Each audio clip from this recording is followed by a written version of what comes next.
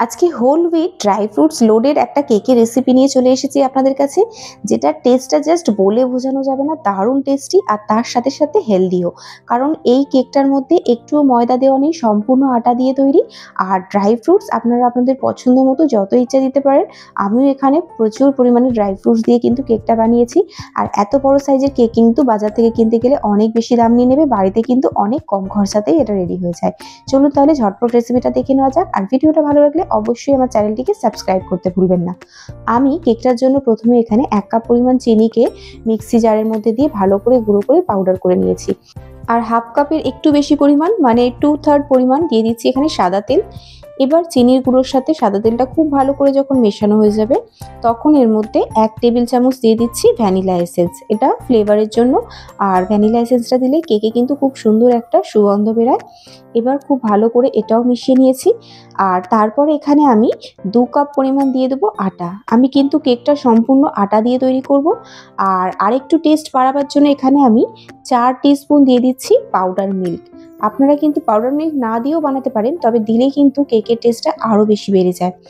আর আপনাদের কাছে measurement cup না থাকলে যে কোনো কাপ বা বাটিতেও আপনারা কিন্তু পরিমাণগুলো মেপে দিতে পারবেন।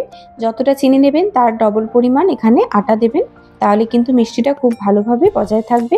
আর ঠিক হাফ বাটি বা হাফ কাপ মেপে তার বেশি একটু তেল দিয়ে দেবেন।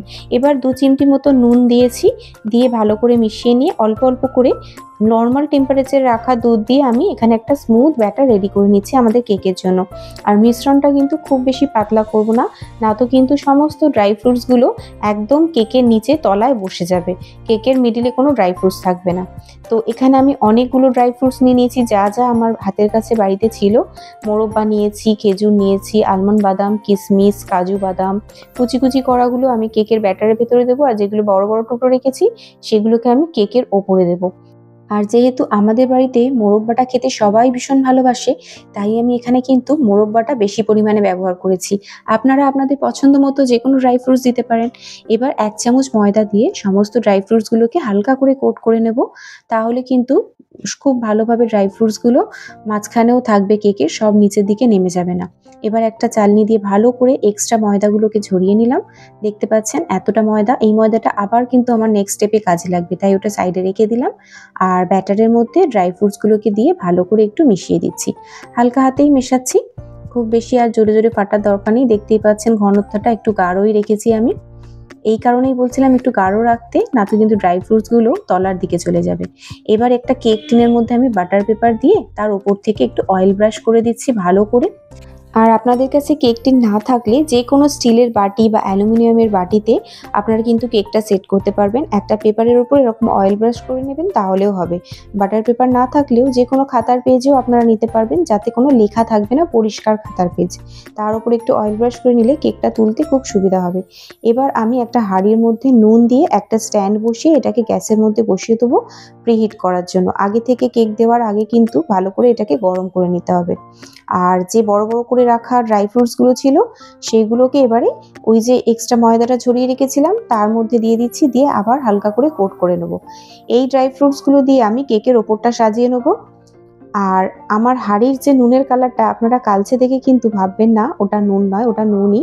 ওটা দিয়ে আমি বহুবার বেক করেছি, সেই জন্য নুনের কালারটা চেঞ্জ হয়ে গেছে। এবার লাস্টে ব্যাটারের মধ্যে আমি দিয়ে দিচ্ছি 1 টিস্পুন বেকিং পাউডার আর হাফ টিস্পুন বেকিং সোডা। এবার এটাকে ভালো করে মিশিয়ে নিচ্ছি, যাতে পুরো ব্যাটারের সাথে খুব ভালো করে মিশে যায় বেকিং সোডা আর বেকিং পাউডারটা। দেখতেই পাচ্ছেন মেশানোর সাথে সাথে একটু কিন্তু ফ্লাফি হয়ে ফুলে গেছে আমাদের ব্যাটারটা। আর একদম দেরি করব না, ঝটপট এটাকে কেক টিনের মধ্যে দিয়ে দেবো। কারণ বেকিং পাউডার বেকিং সোডা দেওয়ার পরে কিন্তু বেশি লেট না করাই ভালো। সেই কারণেই আমি আগে থেকেই হাঁড়িটাও রেডি করে রেখেছিলাম আর কেক টিনটাকেও রেডি করে রেখেছিলাম। এবার সামান্য একটু ট্যাপ করে নিলাম, যাতে ভেতরের এক্সেস এয়ারটা বাইরে বেরিয়ে যেতে পারে। আর ওপর থেকে আমার মনের মতন করে যতটা পেরেছি জায়গা ছিল আমি ড্রাই ফ্রুটস দিয়ে দিয়েছি। এবার হাঁড়িটা তো ভীষণ গরম হয়ে গেছে, গ্যাসের ফ্লেমটাকে লো করে খুব সাবধানে আমি কেক টিনটাকে ঢুকিয়ে দিচ্ছি, যাতে না হাতে লেগে যায়, একটু খেয়াল রাখবেন। আপনারা হাঁড়ি বা প্রেসার কুকার, কড়া যে কোনো কিছুতেই বেক করতে পারবেন। 45 মিনিট এটা আমি রেখে দিয়েছিলাম লো ফ্লেমে। আর 45 মিনিট পর কেকটাকে নামিয়ে রেখেছিলাম। আর এখন যখন কেকটা ঠান্ডা হয়ে গেছে তখন আমি আপনাদেরকে দেখাচ্ছি, কারণ গরম থাকা অবস্থায় কিন্তু কেক উল্টাতে গেলে কেক কিন্তু ভেঙে যায়। তো সেই কারণে আমাকে ঘন্টাখানিক ওয়েট করতে হয়েছে। কেকটা যখন সম্পূর্ণ ঠান্ডা হয়েছে তখন আমি আপনাদেরকে এটাকে খুলে দেখাচ্ছি।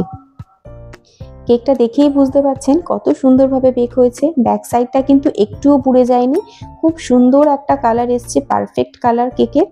আর সাইড থেকে একটু এক্সট্রা বেরিয়েও গেছে, কেকের সাইজটা ভীষণ বড়, তাই কেক টিনটা ছাপিয়ে সাইড থেকে কিন্তু চারদিক দিয়ে একটু বেরিয়ে গেছে। আর খুব সুন্দর একটা লুকস এসছে, কালারটা একদম ব্রাউন কালার।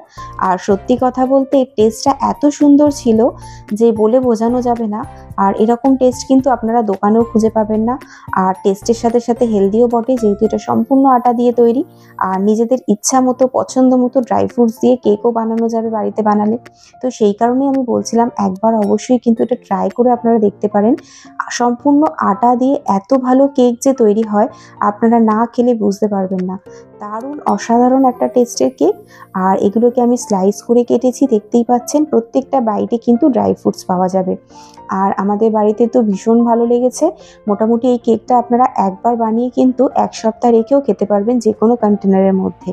তো ভিডিওটা যদি ভালো লেগে থাকে, রেসিপিটা ভালো লেগে থাকে, আপনারা অবশ্যই ট্রাই করবেন, আপনাদেরও নিশ্চয়ই ভীষণ ভালো লাগবে। আর ভালো লাগলে অবশ্যই আমাকে কমেন্টে জানাতে ভুলবেন না যে আপনাদের কেমন লেগেছে। আর ভিডিওটা ভালো লাগলে একটা লাইক করে দেবেন, চ্যানেলটিকে সাবস্ক্রাইব করে দেবেন, পাশে থাকা বেল আইকনটি চেপে অল নোটিফিকেশনটা অন করে দেবেন, যাতে আমার ভিডিও ছাড়ার পর সবার প্রথম আপনাদের কাছে পৌঁছে যায়। আর অবশ্যই কিন্তু ভিডিওটা আপনাদের ফ্রেন্ডস অ্যান্ড রিলেটিভসের সাথে শেয়ার করে দেবেন, যাতে আরও অনেকের কাছে আমার ভিডিওটা পৌঁছাতে পারে।